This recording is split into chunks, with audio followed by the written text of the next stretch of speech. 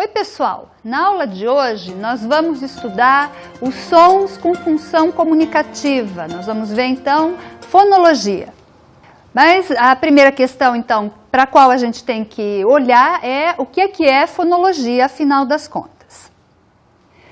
Dentro da linguística a gente tem duas disciplinas que tomam os sons da fala como objeto de estudos, a fonética e a fonologia. A fonologia em relação à fonética. A diferença entre elas está na maneira como cada uma vai abordar esse objeto. A fonética ocupa-se das variantes de um mesmo som. Então, por exemplo, se a gente pensa no caso do português brasileiro, para a fonética vão interessar todos os sons de R. Quer se pronuncie uma palavra como rato ou uma palavra como rato, por exemplo. É possível, então, a partir de uma descrição a respeito da maneira como os sons são produzidos, do lugar do trato onde eles são produzidos, se fazer coisas, inclusive, como a caracterização de um determinado dialeto, utilizando-se aí esses padrões fonéticos. Para a fonologia, por outro lado, não vão interessar todos os sons da fala. Para a fonologia, interessam só aqueles que têm função comunicativa. Mas o que é, afinal, ter função comunicativa? Ter função comunicativa significa que um som tem aspectos mínimos que, diferindo dos aspectos de outros sons, permite que esse som veicule uma determinada mensagem. No caso do português brasileiro, a gente vai dizer que me e b, por exemplo, têm função comunicativa porque eles diferem em apenas um traço, ou seja, a nasalidade. Então, tanto me como b são produzidos de modo a oferecer obstrução total à passagem do ar no trato, e essa obstrução é realizada tanto para me quanto para b no mesmo ponto, no mesmo lugar, ou seja, nos lábios. Acontece que para produzir me, a gente acopla a cavidade nasal à cavidade oral. Para produzir b, a gente só usa a cavidade oral. Daí então a gente dizer que o único traço que distingue me de b é a nasalidade. Mais ainda, se a gente pega palavras como mato e bato, por exemplo, a gente vai verificar que nessas sequências a única diferença está nos primeiros sons de cada uma dessas palavras, ou seja, justamente me e b. Além disso, a gente consegue, como falantes nativos da língua, verificar que o sentido da palavra mato é diferente do sentido da palavra bato. Isso, então, é a evidência de que tanto me como b têm a tal função comunicativa, ou seja, ao se distinguirem por um traço, eles acabam por promover uma diferença de sentido na língua que vai, então, possibilitar aos falantes veicular uma determinada mensagem. Esse par que a gente utilizou para exemplificar os sons com função comunicativa, ou seja, mato e bato, constitui o que na literatura fonológica se convencionou chamar de par mínimo, ou seja, um par mínimo é constituído de duas palavras praticamente iguais, a não ser por apenas um som em cada uma delas, que, se intercambiado com outro, promove então diferente sentido na língua. Uma das tarefas da fonologia consiste então em identificar quais são os fonemas de uma dada língua. Mas para que é afinal que a gente faz isso? Para que é afinal que a gente identifica os fonemas de uma determinada língua? Uma das possíveis aplicações dessa tarefa mais teórica é, por exemplo, fornecer sistemas de escritas para as línguas. Essa tarefa, como a gente vai ver em seguida, tem como base especialmente a observação de que nem todas as unidades que funcionam na língua são percebidas em todas as suas nuances. Ou seja, se a gente, em termos fonéticos, observar a produção de uma consoante como K, a gente vai verificar que ela é um pouquinho diferente diante de I, diante de A e diante de U. É diferente no sentido de que ela vai se posteriorizando, a produção dessa consoante vai ficando mais para trás no trato. Só que isso não interessa para os sistemas de escrita se não for distintivo, ou seja, se não tiver função comunicativa na língua. E agora, então, a gente vai passar justamente a abordar um pouquinho como é que funcionam os sistemas de escrita. Para isto, a primeira coisa que a gente tem que considerar é que a escrita como representação da fala. O que quer dizer essa afirmação segundo a qual a escrita é representação da fala? Quer dizer que a escrita, como qualquer outro sistema de representação, não vai conseguir dar conta de todo o seu objeto. Ela vai privilegiar alguns aspectos dele, deixando outros tacitamente de lado. Para a gente entender um pouquinho como é que funciona essa questão toda, a gente vai fazer uma analogia com um outro instrumento de representação, que é um mapa. Um mapa só é útil se ele é a representação do seu objeto. Se o mapa reproduzir o objeto, ele acaba sendo o próprio objeto e, portanto, acaba sendo inútil. A propósito dessa questão, então, nós vamos escutar um pequeno trecho de um texto do escritor argentino Jorge Luis Borges, que fala justamente sobre a função dos sistemas, das ferramentas de representação. Vamos escutá-lo então. Naquele império, a arte da cartografia conseguiu tamanha perfeição que o mapa de uma única província ocupava uma cidade inteira e o mapa do império ocupava uma província inteira. Com o tempo, esses mapas desmedidos não mais satisfaziam e os colégios dos cartógrafos fizeram um mapa do império que tinha o tamanho do próprio império e coincidia pontualmente com ele. Menos afeitas ao estudo da cartografia, as gerações seguintes entenderam que esse mapa dilatado era inútil e, sem piedade alguma, o entregaram ao sol e ao inverno impiedosos. Ruínas do mapa permaneceram despedaçadas nos desertos do oeste, habitadas por animais e por mendigos. No país todo não há outra relíquia das disciplinas geográficas. Como a gente acabou de ouvir nessa leitura do conto Del rigor en la ciencia, o que acontece? Em princípio, o mapa deveria ser algo mais restrito, uma ferramenta mais restrita, portanto, uma ferramenta menor. Diante da insatisfação dos governantes do reino, os cartógrafos foram cada vez mais incluindo mais informações no mapa, até o momento extremo em que o mapa, as dimensões do mapa, tomaram as dimensões do próprio reino.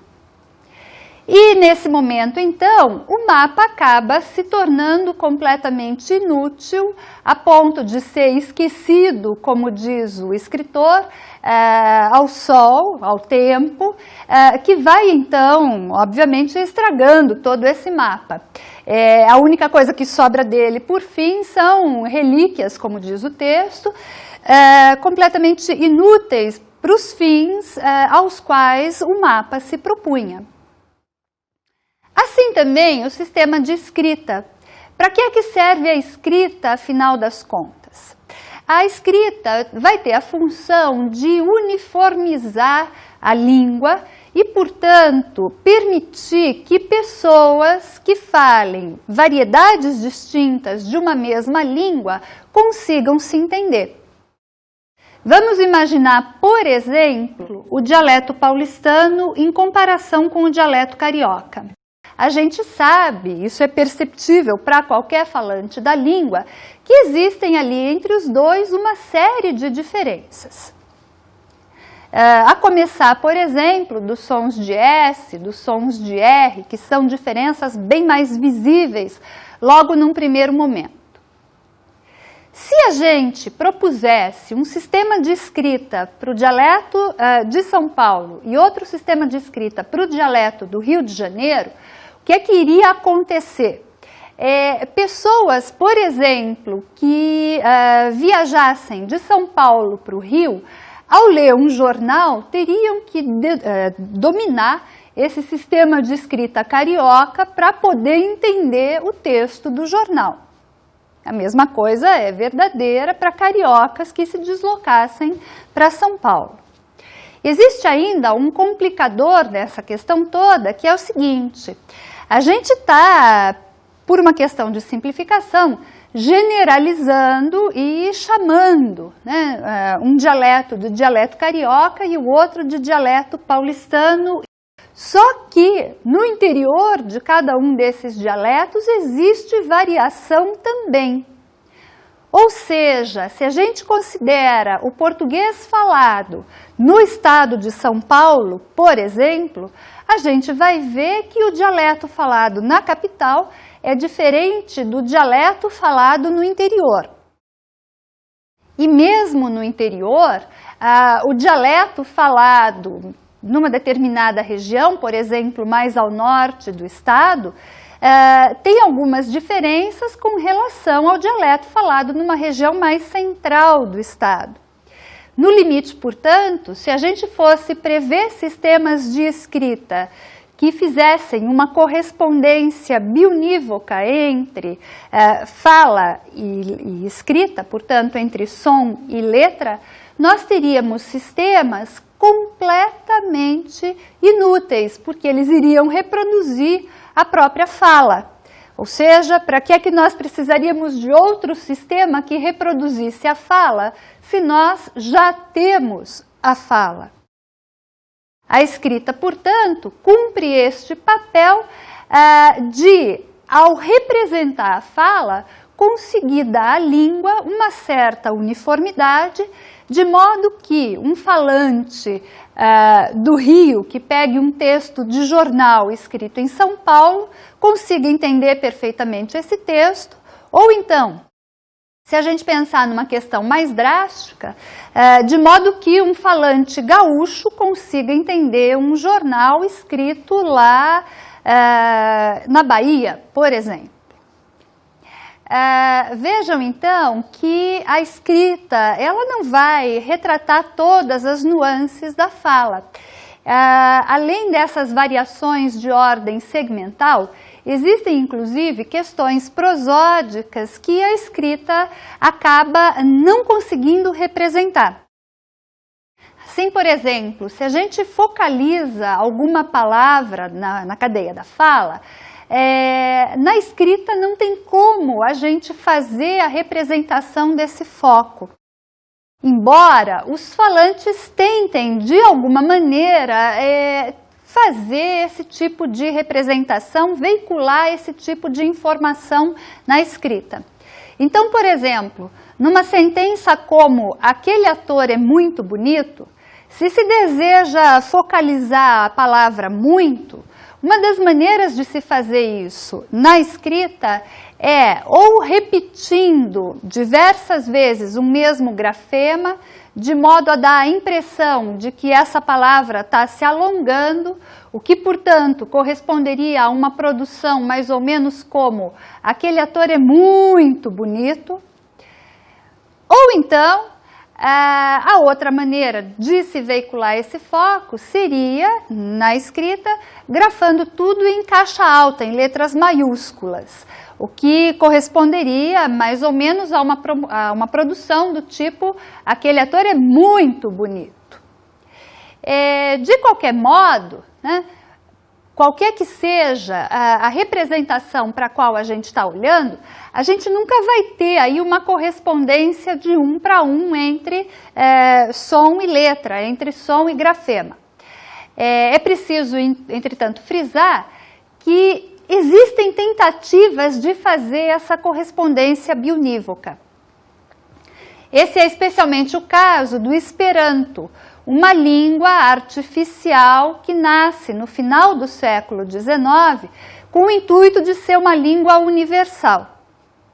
Baseada em algumas línguas naturais, como o alemão, o francês, o inglês, o espanhol, uma das questões iniciais para o Esperanto era não ter variação. E essa ausência de variação, portanto, é que possibilitaria, pelo menos em tese, uma correspondência bionívoca entre som e fala. Por que não se pode ter um sistema de escrita fonético? Uma das razões para essa impossibilidade é a seguinte. A gente tem um número de sons de fala muito grande. Além disso, a gente tem uma série de sons da fala cuja ocorrência é sujeita a um determinado ambiente. Por exemplo, em grande parte dos dialetos do português brasileiro, a gente vai ter o som tch, que ocorre sempre diante de i. A gente diz que esse ambiente condiciona a ocorrência desse som tch. Diante de todas as outras 6 vogais do português, entretanto, o que a gente vai ter é a ocorrência do som t. Ou seja, se a gente for propor um sistema de escrita fonética, a gente então teria que prever tantos símbolos quantos fossem os sons da fala para uma determinada língua. Isso sem contar naquela questão de variação dialetal que a gente mencionava no início da aula. Ou seja, se a gente tem uma variação de sons sujeita a dialetos, inclusive, a gente precisaria prever, então, sistemas de escrita fonética distintos a depender do dialeto. Isso causaria, além, obviamente, como a gente já mencionou, um grande problema de compreensão entre os falantes de uma mesma língua, causaria também um problema de aprendizado desse sistema. Não só com relação ao tempo da alfabetização, mas também problemas da ordem de adaptação a um novo sistema, caso, por exemplo, uma criança em idade escolar se mudasse de um lugar para o outro e aí também tivesse que mudar o seu sistema de escrita. Diante disso tudo, as línguas, então, vão usar majoritariamente sistemas com base fonológica. Ou seja, os sistemas alfabéticos que a gente conhece vão considerar na sua elaboração, de novo, aqueles sons da língua que têm uma função comunicativa. Vão considerar, portanto, vamos dizer assim, as invariâncias que a gente tem numa determinada língua. Por que isso? Porque, como a gente já mencionou também, a escrita é uma representação da fala. E qualquer representação precisa fazer uma abstração do seu objeto. A escrita, portanto, vai fazer uma abstração da fala, justamente ao considerar aquilo que é invariante, aquilo que, em princípio, os falantes têm como representação de um som ou de alguns sons da fala. Mas, afinal das contas, como é que surge a escrita? A gente vai, então, agora abordar um pouquinho da história da escrita. A história da escrita na humanidade representou um avanço tecnológico muito grande. É só a gente considerar, nesse sentido, que o surgimento da escrita marca justamente o final da pré-história e o começo da história. Só que nem sempre foi assim. Essa escrita que a gente conhece hoje passou por inúmeras transformações. E para isso foram necessários muitos anos, centenas de anos, para que a escrita tomasse a forma que ela tem hoje.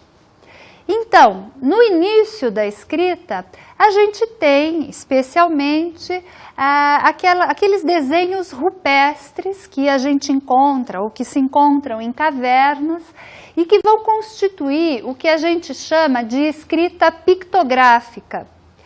Ou seja, nesse primeiro momento da sua história, a escrita objetiva guardar uma semelhança bastante grande com o objeto que ela representa.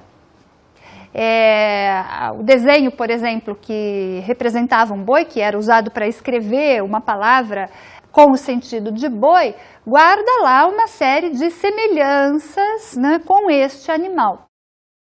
Aos poucos, porém, a escrita vai deixando essa sua característica bem concreta e vai passando a ganhar abstração.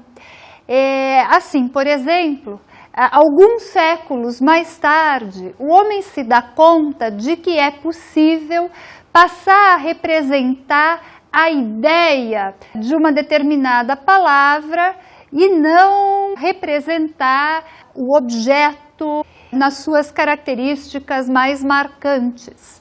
Este outro momento, este momento seguinte na evolução da história da escrita, em que a gente passa a ter um sistema que não mais representa de maneira concreta os objetos, né? Portanto, retratando traços mais comuns, mas ao contrário, passa a representar os objetos através das ideias que eles veiculam, constituem o que se chama de escrita ideográfica. Num momento seguinte dessa evolução histórica da escrita, a gente passa a ter ainda uma abstração maior, no sentido de que é possível, a humanidade percebe ser possível, uma escrita fonográfica, ou seja, uma escrita que vai tentar representar os sons da fala que a gente ouve. Nesse momento, no entanto, ainda não surgem as letras propriamente. Nesse momento, vão surgir na escrita os silabários. Os silabários são símbolos que têm por função representar estas unidades do tamanho da sílaba que os falantes percebem na língua que usam. Num outro momento, já mais para frente, nessa perspectiva cronológica, a gente vai ter, então, o surgimento dos sistemas alfabéticos. Os fenícios, do povo do qual vem o alfabeto que a gente usa, são um dos primeiros povos de que se tem notícia que vão empregar um sistema de escrita alfabética. Só que para os fenícios, o sistema de escrita só tinha símbolos para representar consoantes. Isso porque a língua que eles falavam era uma língua semítica, como é ainda hoje o hebraico, por exemplo. E a característica principal de qualquer língua semítica está no fato de que a escrita delas se dá por consoantes, porque a raiz das palavras é formada sempre por uma sequência de consoantes. Na fala é que os usuários da língua inserem vogais, as vogais obviamente permitidas por aquela língua, e essa inserção, não só da qualidade da vogal, mas também da ordem em que essas vogais ocorrem entre as consoantes, é o que dá a distinção entre determinadas ou diversas palavras da língua que pertencem ao mesmo campo semântico, ou seja, que guardam alguma identidade de sentido. Esse mecanismo ou este alfabeto, então, dos fenícios, foi mais tarde adaptado pelos gregos. Por conta aí do contato entre os povos e de um contato especialmente comercial, inclusive por conta das atividades desenvolvidas pelos fenícios, os gregos, então, tomam contato com esse sistema e vão incluir no sistema de escrita fenícia símbolos que vão representar vogais. Isso porque, para o grego, as vogais tinham um papel fundamental. Basta a gente pensar que o grego clássico é uma língua que marca caso, e aí então as vogais têm lá um grande papel nessa língua. Esse sistema, então, adaptado da escrita fenícia pelos gregos, é o que vai dar origem, no fim das contas, ao sistema alfabético que a gente usa hoje. Um pouco mais tarde, os romanos emprestam esse sistema e acabam, então, utilizando como sistema de escrita da sua própria língua. Só que é preciso observar que também lá na Antiguidade Clássica, quando o sistema de escrita alfabética começa a ser usado pelos romanos, a coisa não funcionava como funciona hoje. Uma das principais diferenças está no fato de que a escrita era contínua, como a cadeia da fala. Ou seja, num primeiro momento da escrita pelos latinos, pelos romanos, a gente vai ter aí uma reprodução desse caráter contínuo da fala. Então, uma sentença como veritas in vino est, que significa a verdade está no vinho, que é um provérbio latino, de início era grafada como vocês veem aí no vídeo, ou seja, sem a segmentação entre as palavras. Um outro fato que vocês devem ter verificado é que a grafia se dava toda com letras maiúsculas.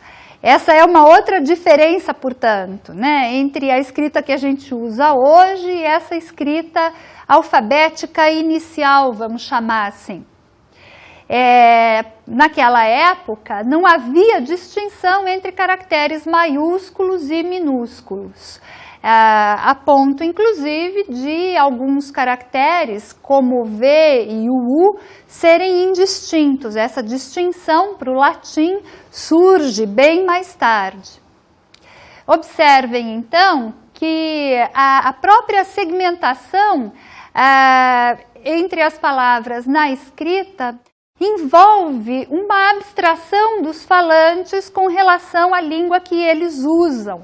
É preciso refletir sobre a língua para traçar parâmetros que permitam aos falantes dizer onde é que começa e onde é que termina uma determinada palavra e, então, utilizar recursos como os espaços em branco que vão cumprir este papel de segmentação na escrita. É importante lembrar também que a ordem na qual se escreve sofreu variações ao longo dessa história. Assim, por exemplo, os gregos usavam um sistema chamado bustrofedon, que vem do grego boi e virar. Essa escrita grega, ela era feita quase como que um zigue-zague, ou seja, começava-se da direita para a esquerda, ao fim da primeira linha, mudava-se para a segunda linha e ali se começava da esquerda para a direita e assim sucessivamente, descrevendo então um movimento semelhante ao que o boi descreve ao arar a terra. Esse percurso histórico todo que a gente traçou sobre a escrita permite que a gente teça algumas considerações sobre como é que a criança descobre a escrita. Bom, a descoberta da escrita traduz ou descreve mais ou menos o mesmo percurso que a humanidade exibiu no desenvolvimento desse recurso tecnológico, como a gente está chamando. Também para a criança é preciso que haja uma abstração dos sons da fala para que ela consiga aprender a escrever e, portanto, percorrer esses anos de alfabetização. Se você convive ou conviveu de perto com alguma criança, deve ter observado que as primeiras produções escritas dessa criança são desenhos. A partir daí, as formas vão se abstraindo, até que, num determinado momento do seu desenvolvimento psicológico, a criança finalmente é capaz de associar alguns grafemas, algumas letras, aos sons da fala. É só preciso observar que antes de fazer uma correspondência entre som e letra, a criança ainda passa por um processo ou por um estágio que pessoas como Emília Ferreiro vão chamar de estágio silábico, ou seja, a criança passa a utilizar um grafema qualquer para representar uma determinada sílaba. Ela pode, então, por exemplo, utilizar as vogais de uma palavra para representar cada uma das sílabas que contém essas vogais naquela palavra que ela está escrevendo.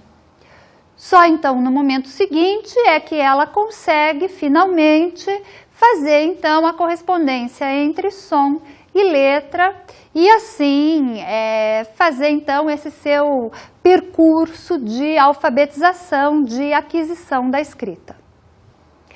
A partir então disso tudo que a gente comentou, a gente vai passar a ver agora um quadro que aborda algumas questões relacionadas à escrita. Muitas palavras do português brasileiro têm origem indígena. Vamos ver algumas das principais regras para a escrita dessas palavras. Não utilizamos acento nas oxítonas terminadas em U e I, como caju e caqui. Trocamos o Q pelo C quando se segue U sonoro. Por exemplo, caçacoeira. Substituímos o Y final por I, como na palavra jabuti. E sempre é usado o J e não o G. Por exemplo, pajé, canjica, jabuti, jabuticaba, jiboia. Bom, disso que a gente acabou de ver no quadro, é importante voltar a frisar este papel da escrita como representação da fala e, portanto, como algo que decorre de uma abstração que os falantes realizam sobre a língua que usam. Isso é importante a gente ter sempre em mente para não incorrer em equívocos mais ou menos comuns que vão dizer, que vão afirmar que a gente precisa falar como se escreve. Isso é impossível, além de equivocado, como eu acabei de falar, porque uma afirmação dessas assume a precedência da escrita sobre a fala. E como a gente acabou de ver, tanto no desenvolvimento da espécie humana, na história da espécie humana, como na história de cada indivíduo, primeiro se adquire a fala. E a escrita, justamente por ser uma ferramenta que se cria a partir da fala, ela é adquirida, ela é desenvolvida num momento posterior. Portanto, é preciso então que esses pontos que a gente comentou na aula de hoje fiquem bem claros, para não se incorrerem nesses equívocos que a gente acabou de citar.